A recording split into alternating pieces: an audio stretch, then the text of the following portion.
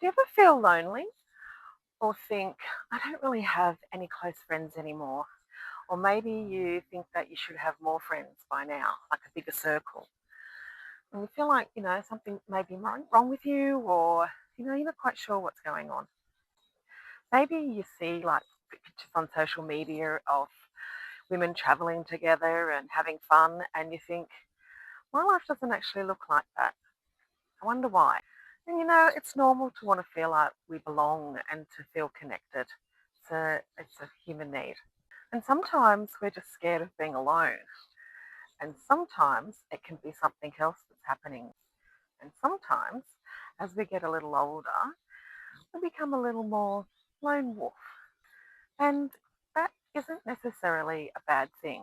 If you're sitting there thinking, oh, is it just me? Well, no, it's not. You're not alone, pardon the pun. This happens to many of us at different stages in our life. And I think that we need to have a conversation about it because there can be a lot of shame around not having a lot of friends and feeling lonely. We can look around at someone else and think, oh, they must be more happier than us. They must be more likable, must be more interesting than us. What's wrong with me? You know, a lot of the times there's actually nothing wrong with you. It's just that it's a consequence of your life changing. Maybe, you've retired and you don't have the same work friends that you did before because you're not in daily contact with them. Maybe, there was an illness or a relationship change. Could be that you yourself have changed because you're growing one way and your friends are growing the other. And that's all part of life. Or maybe your life revolved around your kids doing their activities and your grandkids, and they're moving on and getting older, so you're left with an empty space. There's so many reasons that we can find ourselves more alone than we were before. Or maybe you were always the organizer or the giver, the person who got everyone else together, and you realised that perhaps you weren't getting as much back in return, and you stopped doing that. And sometimes it's because we've simply outgrown friendships, not because someone was bad or did terrible things to us. Our lives have simply gone in different directions. You may be wanting more of one type of thing in your life, whereas your friends may have moved to another area in their life that they wanted to develop. Or they could have even moved towns or gone to a retirement village or done something else. And this can, especially if this was your only good friend, leaves a huge gap in your life. Sure, you'll say, we'll keep in contact, we'll still see and each other and call each other, but not having that proximity can change things. Maybe you decided that you wanted a beautiful life. You wanted to create a better life for yourself, which means you wanted to change things. You decided you weren't going to tolerate disrespect anymore. You were going to focus more on your own needs or create a better home life and do more things in nature, for example. But your friend group was more about talking about problems or um, some other activity. Their life was focused on other things. And you noticed a gap forming between you and your friendship group. And that's a natural thing that happens. You realise that you're perhaps going in one direction while your friend and their group are going in another. And you're allowed to notice that. You're allowed to notice that what you want is different to what they want. It doesn't mean that someone's the villain. It doesn't mean that, something went wrong. It just means that you're growing and changing, and so are they. Something else happens too as we get older. We get a lot better at saying no. We get better at setting boundaries. And, this can mean maybe that, you were the people pleaser. You were the person who maybe made yourself small so that you didn't rock the boat in your friendships or relationships. Not really being authentic, just sort of sharing only things that you thought would be okay and accepted. And as you get older, you get more yourself, I guess. And this can, sometimes rock the boat in your relationships. And it can mean that some relationships get stronger because they can see more of who you are. But it can also mean that others don't like that. They don't like you standing up for yourself. They don't like you having boundaries or opinions that are different to theirs. And that realization can leave a huge gap in your life. And that can feel really, really lonely for a while. And after a while, that gap can make you start second guessing yourself. You start to think maybe I'm being too much. Maybe I'm being difficult. Maybe I'm being cranky. Maybe. So many things that we think, is it us? Are we doing something wrong here? But there's a part of us that knows that no, that this is us just being more authentically ourselves and more self-respecting and loving of ourselves.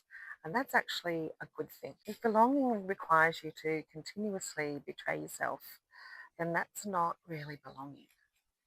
There's a difference between compromising friendships and in abandoning yourself just to keep one. And sometimes that lonely period that can seem to drag on forever is just the space between leaving relationships that no longer fit and finding the ones that do. Being alone isn't always loneliness. I've become a lot more comfortable and enjoy being alone in my own home, in my little floating world out there on the water. I enjoy my own interests and my own thoughts. In fact, I actually need this time to recharge, and I've learnt to know that about myself. That doesn't mean that I don't want connection. Both things can be true. You can love your own company and enjoy what you're doing, but also just want someone to text and say, hey, you want to catch up for a coffee? And I think it helps to stop treating being alone as if it's a problem. It's actually a nice thing sometimes. And we don't all want the same types of friendships. Some want activity friendships, like friendships that they can, get together and watch a sporting activity with without any deep conversation.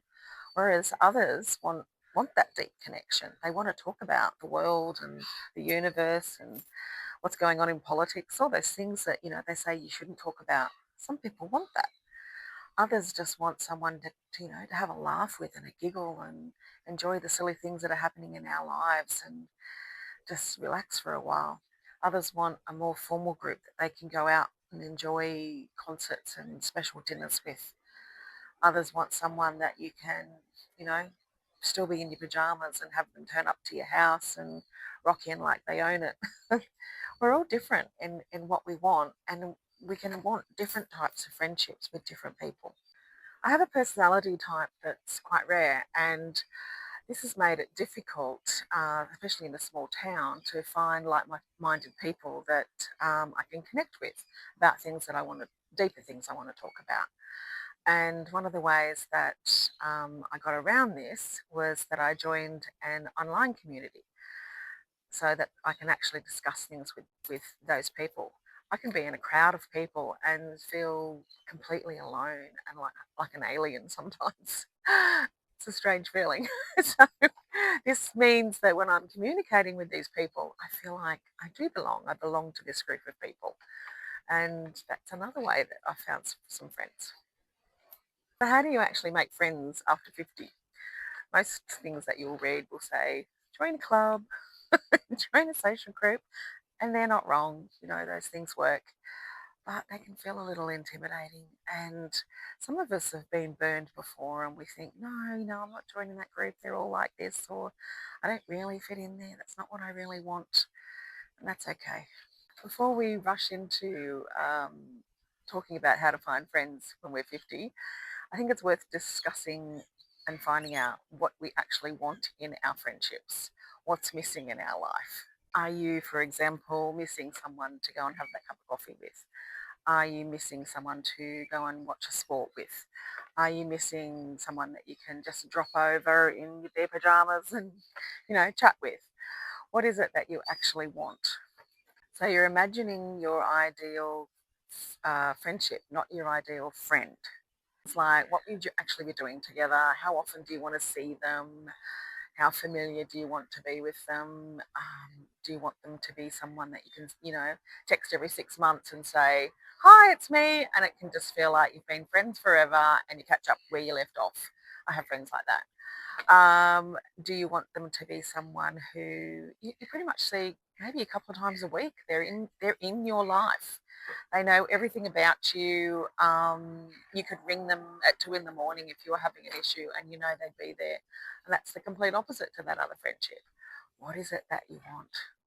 And then you start doing those things.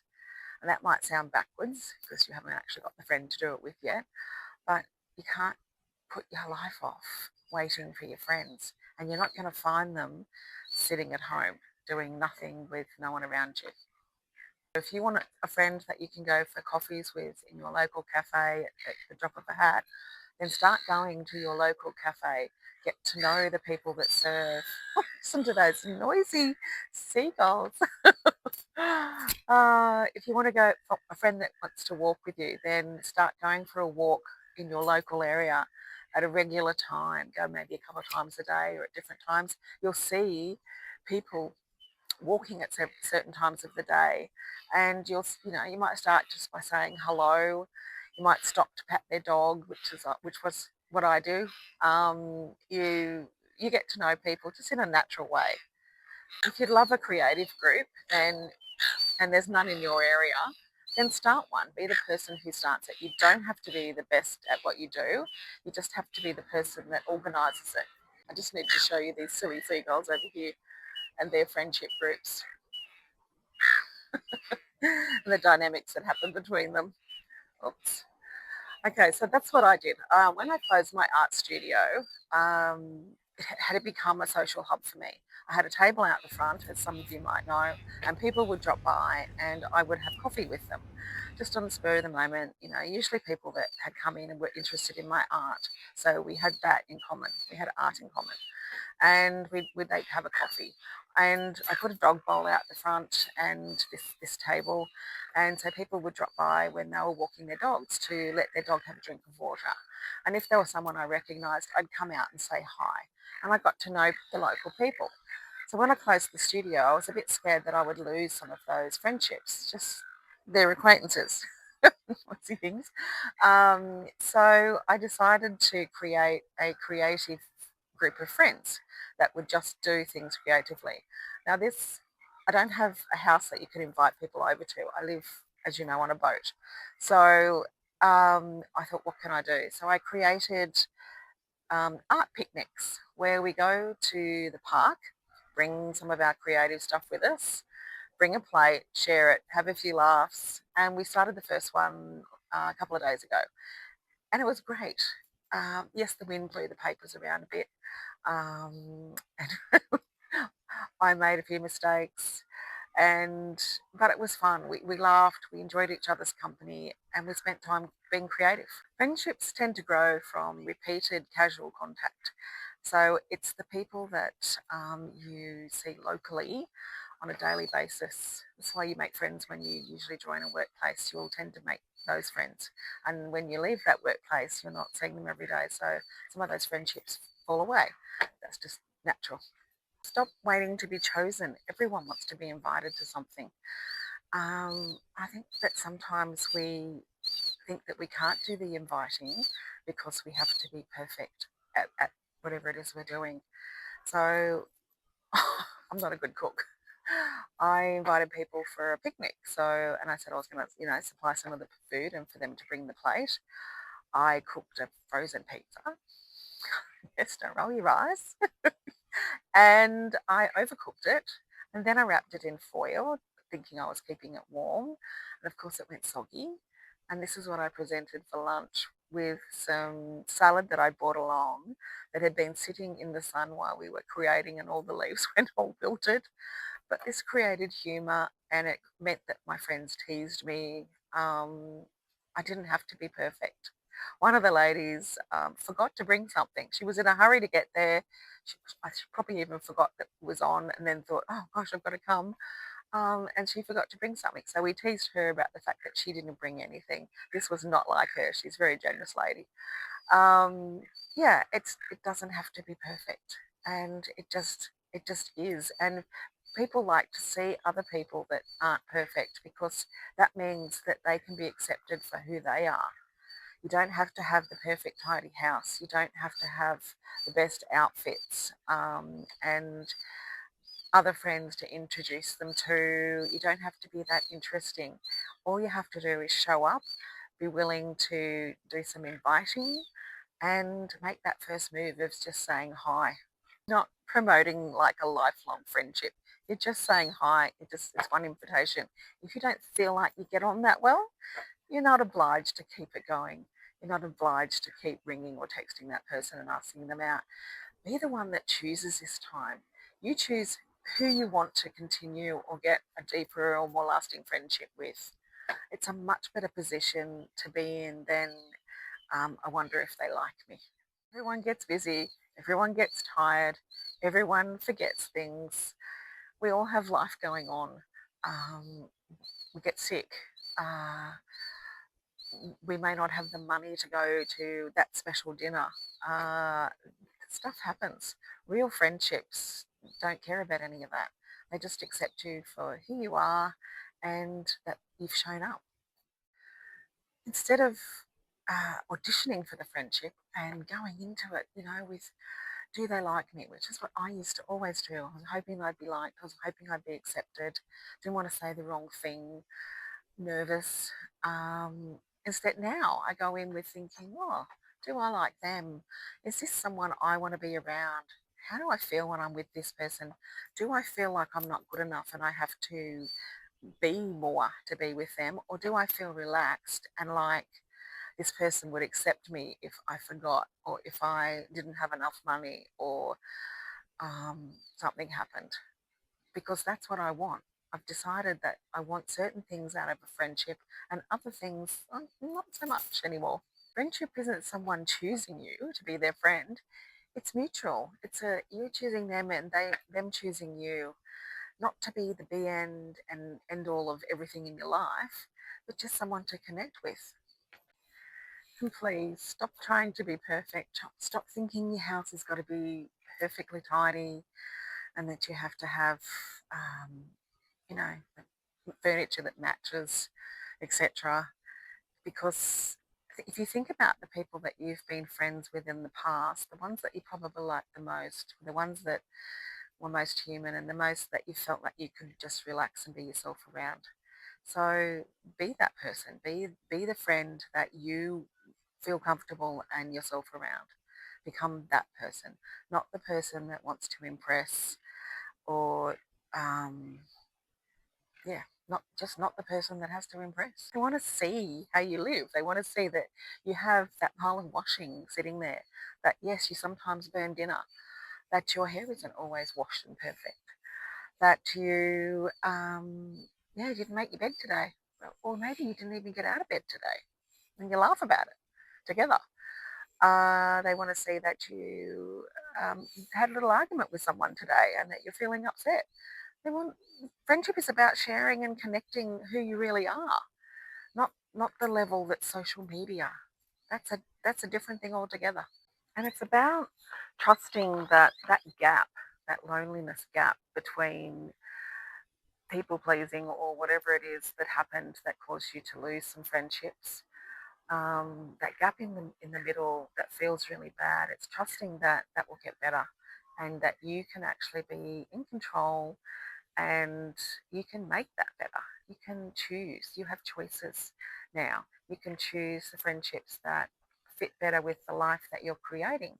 And if you're wanting to create a beautiful life, you can choose those beautiful friends that come along in and share that beautiful life with you.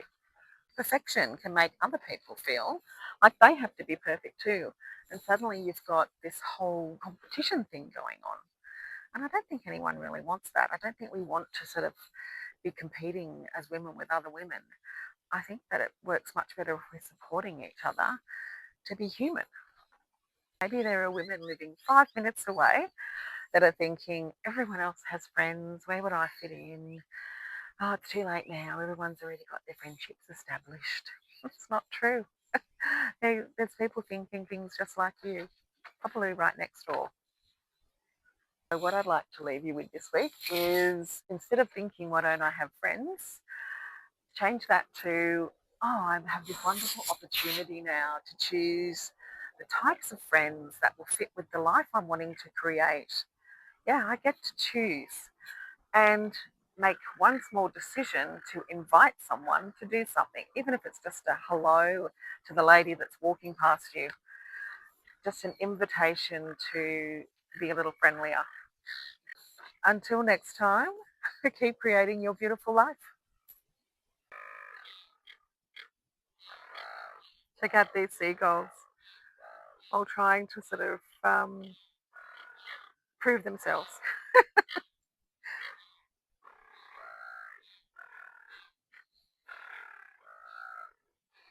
Such a gorgeous location.